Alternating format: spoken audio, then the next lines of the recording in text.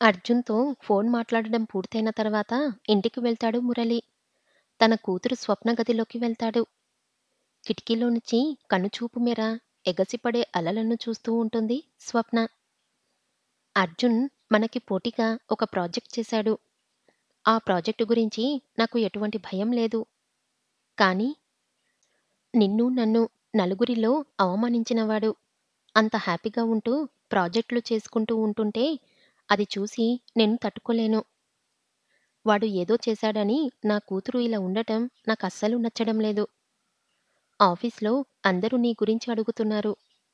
నువ్వు వాళ్ళ ముందు ఉంటే చాలు. మిగిలింది మొత్తం నేను చూసుకుంటా. నాకు ఇప్పుడు నీ అవసరం ఉంది స్వప్న. నేను చెప్పాల్సింది చెప్పాను. నిర్ణయం నీ ఇష్టానికే వదిలేస్తున్నా అని చెప్పి వెళ్ళిపోతూ ఉంటాడు మురళి. నాన్న అన్న స్వప్న మాటలు విని వెనక్కి తిరిగి చూశాడు. నేను ఆఫీస్‌కి వస్తాను నాన్న. మన ఆఫీస్ మంచి కోసమో, చెడు కోసమో కాదు. ఆ అర్జున్ జీవితాన్ని, వాడి కలల్ని నాశనం చెయ్యడానికి. ప్రాజెక్ట్‌ని అనుకున్న విధంగా తయారు చేసినందుకు అందరూ పార్టీ చేసుకోవాలని అనుకుంటారు. మన ప్రాజెక్ట్‌ని వాళ్ళు ఓకే చేసిన తర్వాత పార్టీ చేసుకోవాలి కానీ, ఇప్పుడెందుకు? అవసరం లేదు అంటాడు అర్జున్. వీడు ఎప్పుడూ ఇంతే.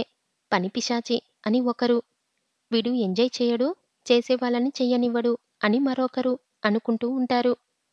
అందరూ కలిసి తులసిని కాకపడతారు. వాళ్ళంతలా బ్రతిమాలుతుంటే కాదనలేక తులసి అర్జున్ని ఒప్పిస్తుంది. ఆ రోజు నైటు ఓ పబ్‌లో పార్టీ అనౌన్స్ చేస్తాడు అర్జున్. నైట్ అందరూ ఆ పబ్ వెళ్తారు. ఫ్రెండ్స్ అందరూ తాగుతూ, డాన్సులు చేస్తూ, ఎంజాయ్ చేస్తూ ఉంటారు. అర్జున్ మాత్రం తులసిని చూస్తూ, తనతో కబుర్లు చెప్తూ ఉంటాడు. వాళ్ళ ఫ్రెండ్స్ అందరూ అంతలా ఎంజాయ్ చేస్తున్నప్పుడు అర్జున్ ఒక్కడే అలా కూర్చొని ఉండటం తులసికి నచ్చలేదు. అర్జున్, నువ్వు డ్రింకు చెయ్యవు. అమ్మాయిలని ఫ్లర్ట్ చేసే ఛాన్సు ఇప్పుడు లేదు. బయటికి ఎక్కడికి వెళ్ళవు. ఇప్పుడు నేనున్నాను కాబట్టి నాతో ఉన్నావు. ఒకవేళ పెళ్లి కాకముందు ఈ మూమెంట్‌ని ఎలా ఎంజాయ్ చేసేవాడివి అని అడుగుతుంది తులసి. నా ఎంజాయ్‌మెంట్‌ని చూడాలంటే నీకు కొంచెం ధైర్యం కావాలి తులసి. నువ్వున్నప్పుడు నాకెందుకు భయం? అని అర్జున్ చెయ్యి పట్టుకొని పద వెళ్దాం.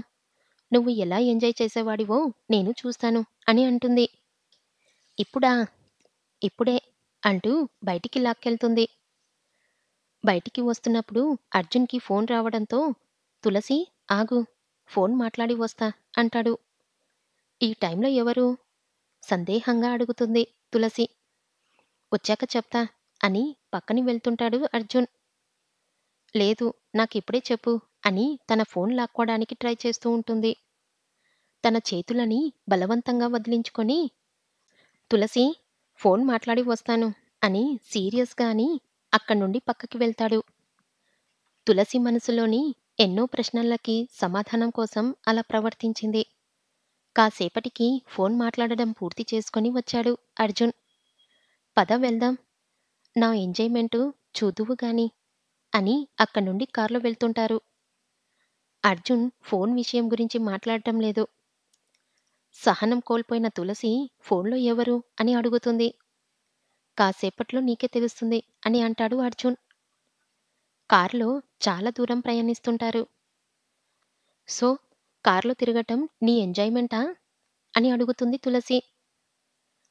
అర్జున్ తులసి వైపు చూసి నవ్వుతూ కొంత దూరం ముందుకు వెళ్ళాక కార్‌ని ఒక చోట ఆపుతాడు. అతను కారాపిన కాసేపటికి తనకి రెండు వైపులా 2 కార్లు వచ్చి ఆగటం గమనిస్తుంది తులసి. ఏదో జరగబోతుంది అన్నట్లుగా అర్జున్ వైపు చూస్తుంది తులసి. అర్జున్ కారులో సాంగ్ పెట్టి వాల్యూమ్ ఫుల్‌గా పెంచుతాడు. అర్జున్ అని పిలుస్తుంది తులసి. సీట్ బెల్ట్ పెట్టుకోమంటాడు అర్జున్. అప్పటికే తులసి భయం తారస్థాయికి చేరింది. తాను అనుకుంటుంది జరగకూడదని మనసులో ఆ దేవుడికి చెప్పుకుంటూ సీట్ బెల్ట్ పెట్టుకుంది. ఓ వ్యక్తి ఆ 3 కార్ల ముందు నిలబడి తన చేతిలోని క్లాత్‌ని కింద పడేసి వెంటనే మెరుపు వేగంతో ముందుకు కదిలాయి అక్కడున్న కార్లు. అప్పుడు అర్థమైంది తులసికి అర్జున్ ఎంజాయ్‌మెంట్ కార్ రేసింగ్ అని. కార్‌ని చాలా స్పీడ్‌గా డ్రైవింగ్ చేస్తూ, అరుస్తూ, "నేనిలానే ఎంజాయ్ చేస్తాను తులసి" అని అంటాడు అర్జున్. అప్పటికే బాగా టెన్షన్ పడుతున్న తులసి అర్జున్ కార్ ఆపమని అడుగుతుంది. తులసి భయపడుతుందని అర్థమయ్యి కార్ స్పీడ్ ఇంకా పెంచాడు అర్జున్. తులసి భయంతో తన తలను దించి 2 చేతులు తల మీద పెట్టుకొని, "కార్ ఆపు ప్లీజ్, స్టాప్ ఇట్" అంటూ గట్టిగా అరవడం మొదలుపెట్టింది. అలా తులసి అరవడం చూసి కార్‌ని పక్కకి ఆపి, కార్ దిగి తన దగ్గరకు వెళ్లి, భయంతో వణికిపోతూ ఏడుస్తున్న తులసిని అతని గుండెలకి హత్తుకొని, "భయపడకు, ఐయామ్ హియర్ విత్ యూ. తులసి భయపడకు" అంటూ ధైర్యం చెప్తున్నాడు. కాసేపటికి కోలుకున్న తర్వాత తులసి తనెందుకు అలా బిహేవ్ చేసిందో చెప్పడం మొదలుపెట్టింది. "నాకు ఊహ తెలియకముందే నన్ను కన్నతల్లి నాకు దూరమైపోయింది. అమ్మనాన్నల ప్రేమకి ప్రతిరూపాన్ని నేను. కానీ వారి ప్రేమ పెళ్లి బంధంతో ముడిపడలేదు. నాన్నకి వేరే వాళ్ళతో పెళ్లయిపోయిందని తెలిసి అమ్మ చాలా బాధపడింది. ఆ బాధతోనే నాకు శాశ్వతంగా దూరమైపోయింది. అమ్మ దూరమైన తర్వాత నాన్న నన్ను ఇంటికి తీసుకొచ్చాడు. అక్కడ అమ్మ ఉంటుంది అని నాన్న నాతో చెప్పిన మాటలు నాకు ఇంకా గుర్తున్నాయి. కానీ అమ్మకి, చిన్నన్నయ్యకి నేను అంతగా నచ్చలేదు. కానీ నాన్న చెప్పిన అమ్మ రఘు అన్నయ్యే అనిపించింది నాకు. రఘు అన్నయ్య నాతో ఉంటే నాకు వేరే లోకం తెలిసేదే కాదు. అన్నయ్యే నాకు అన్నీ. అన్నయ్యకి బైక్ రేసింగ్ అంటే చాలా ఇష్టం. ఇండియాలో ఎక్కడ బైక్ రేసింగ్ జరిగితే అక్కడికి వెళ్ళిపోయేవాడు. ఎన్నోసార్లు గెలిచాడు. ఓడిపోయిన ప్రతిసారీ చాలా బాధపడేవాడు. ఆ రోజు హైదరాబాద్‌లోనే రేసింగ్. రేసింగ్ స్టార్ట్ అయ్యే ముందు అన్నయ్యకి ఆల్ ది బెస్ట్ చెప్పాను నేను. అక్కడే ఉన్న వేరే రేసర్లను నన్ను కామెంట్ చేయడంతో వాళ్ళతో గొడవ జరిగింది. వాళ్ళు రెచ్చగొట్టి అన్నయ్యతో రేసింగ్ బెట్ పెట్టుకున్నారు. చాలా రిస్క్‌తో కూడిన బెట్ అది. రాంగ్ రూట్‌లో బైక్ నడుపుకుంటూ వెళ్ళడం. ఆ టైంలో అన్నయ్యకి వద్దు అని చెప్పినా నా మాట వినలేదు. రేసు స్టార్ట్ అయిన కాసేపటికే నా కళ్ళ ముందే యాక్సిడెంట్ జరిగింది. వెంటనే హాస్పిటల్‌కి తీసుకెళ్ళాం. ఆ నిస్సహాయత పరిస్థితిలో అన్నయ్యని కాపాడమంటూ ఏడ్చుకుంటూ ఆ దేవుణ్ణి వేడుకోవడం తప్ప ఏం చేయలేకపోయాను. ఆ తర్వాత దేవుడిపై నాకు చాలా ద్వేషం, కోపం కలిగాయి. ఇంట్లో కూడా ప్రాబ్లమ్స్ మొదలయ్యాయి. నాన్న కూడా అన్నయ్య దూరం అవ్వడం, నన్ను బాగా చూసుకోలేకపోతున్నా అనే బాధతో తాగటం మొదలుపెట్టారు. నేను చదువు ఆపేసి ఉద్యోగం చేస్తున్నాను. ఆ తర్వాత నుంచి ఏం జరిగిందో నీకు తెలుసు. అలా తన గతాన్ని చెప్పి బాధపడుతుంది తులసి. అర్జున్ ఆమె చేయి పట్టుకొని బాధపడకు అంటూ ఓదార్స్తాడు. ఆ తర్వాత నుండి బాధగా ఉంటున్న తులసిని తన చిలిపి చేష్టలతో నవ్వించేశాడు. అప్పుడప్పుడు హాస్పిటల్లోకి వెళ్లి చెకప్‌లు చేయించుకునేవాడు అర్జున్. ఆ రోజు కూడా అలానే చెకప్ చేయించుకొని వచ్చాడు.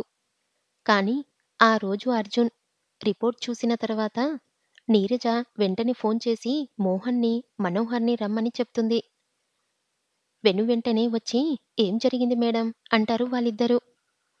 ఓవైపు తనతో అన్నిసార్లు కాల్స్ మాట్లాడేది, ఎవరనే ఆతృతతో అర్జున్ తన నుంచి ఏదో దాస్తున్నాడని ఎలాగైనా తెలుసుకోవాలని నిర్ణయించుకుంటుంది తులసి. ఆ రోజు అర్జున్ స్నానం చేస్తూ ఉన్నప్పుడు అర్జున్‌కి ఒక నెంబర్ నుండి వాట్సాప్ మెసేజ్ వచ్చింది. వెంటనే ఫోన్ లాక్ ఓపెన్ చేసి చూసింది. నిన్ను అర్జెంట్‌గా కలవాలి అని ఆ మెసేజ్‌లో ఉంది. కానీ ఆ నెంబర్ సేవ్ చేసి లేదు. ఎవరు అనే ఆలోచన పెరిగింది. ఇంతలో అర్జున్ వస్తున్నాడంతో ఫోన్ లాక్ చేసేసి తను ఏదో పనిలో మునిగిపోయింది. అర్జున్ వచ్చి తన ఫోన్ చూసిన వెంటనే తనకి అర్థమైంది తులసి లాక్ ఓపెన్ చేసి ఫోన్ మెసేజ్ చేసిందని. ఆ మెసేజ్ చేసింది ఎవరు అని అడుగుతుంది తులసి.